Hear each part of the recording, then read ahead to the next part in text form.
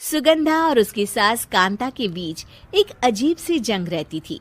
ये जंग थी किचन में कौन ज्यादा अच्छा काम करेगा और घर के सदस्यों के दिल जीतेगा। और उनकी इस जंग में हमेशा कुर्बान होते थे उनके दोनों पति। कैसे? आइए देखते हैं इस किचन पॉलिटिक्स की कहानी में। एक दिन किचन में, माँ जी, आज मैं बना रही हूँ मेथी की सब्जी। इस खाने से घर वालों के पेट की सारी समस्या खत्म हो जाएगी। और मैं बना रही हूँ तड़के वाली छाछ, जिसे पीते ही गैस की समस्या कभी नहीं होगी। दोनों अपने अपने खाने को लेकर टेबल पर पहुंच जाती हैं। तभी सुगंधा के ससुर उसकी बनाई सब्जी की तारीफ कर देते हैं। अरे वाह, मेथी की सब्जी भी बनी है, बड़ी ही स्वादिष्ट है। वाह बहू वाह। अरे बहू, लेकिन इसमें इतनी सारी मेथी बर्बाद करने की क्या जरूरत थी? देखिए माँ जी, ये तो वो मेथी है जो आप रात में भिगोकर सुबह उसका पानी पीती हैं, और जो मेथी फेंक देती हैं उसी से मैंने ये सब्जी बनाई है। अरे वाह बहू, तुमने तो बड़ा ही समझदारी का काम किया। बस अब क्या था, कांता जी का तो मानो ये सुनकर खून ही सूख गया। वो फैसला कर लेती है कि किसी भी तरह वो अपने खाने की तारीफ लेकर ही रहेगी और सुगंधा को किचन में उसकी कमियां गिनाएगी। कांता फ्रिज खोलकर देख रही होती है और फिर सुगंधा से कहती है, अरे बहू, ये क्या, पूरा फ्रिज गंदा पड़ा है। तभी वहां सुगंधा का पति आ जाता है।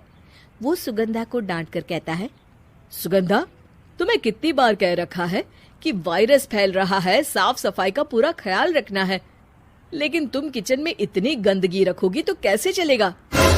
सुगंधा सास की तरफ देखती है जहां वो मुस्कुरा रही होती है।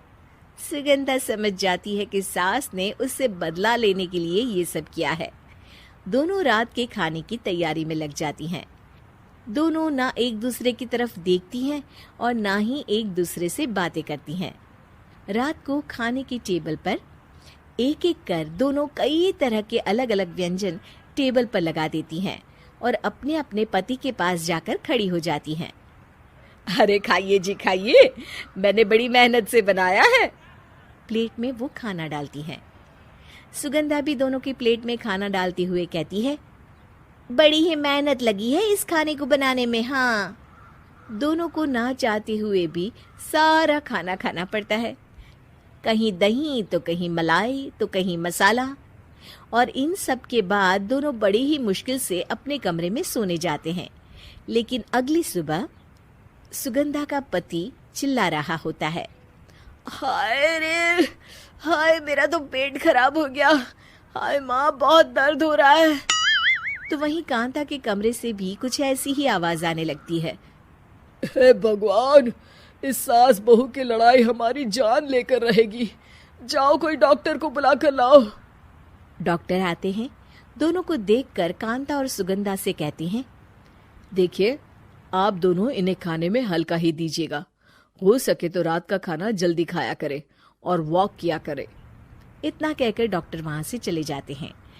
जिसके बाद एक बार फिर से दोनों बहुएं किचन में जाती हैं और खाना बनाने में लग जाती हैं। रात में खाने के टेबल पर दोनों एक बार फिर से खाना लगाने लगती है। पापा जी, मैंने ये पतली मूंग की दाल की खिचड़ी के साथ ये पापड़ और पुदीने की चटनी भी बनाई है। अरे बहू, अभी अभी बेचारे पेट की बीमारी से गुजरे हैं, इतना भारी खाना तो डॉक्टर ने भी मना किया है ना। देखिए, मैंने आप दोनों के लिए सूप बनाया है। और दोनों उन लोगों की प्लेट में खाना डालने लगती हैं।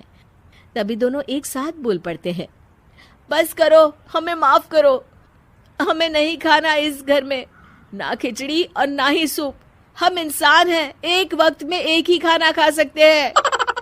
बस करो, हमें माफ करो, हमें नहीं खाना इस घर में, ना खिचड़ी और ना ही सूप। हम इंसान हैं, एक वक्त में एक ही खाना खा सकते हैं। इतना कहकर वो दोनों वहां से चले जाते हैं। कहानी का अंत। आप लोग उम्मीद कर रहे होंगे कि अंत में सब ठीक हो जाएगा। नहीं जनाब, अगर सास बहू के बीच सब ठीक हो जाए तो आप ये सीरीज देखे ही क्यों? तो मजा लीजिए इस चैनल में सास बहू से जुड़ी कहानियों का, क्योंकि ये ऐसा रिश्ता है जिसकी मिठास उसकी खटास में हमेशा ज्यादा ही रहती है।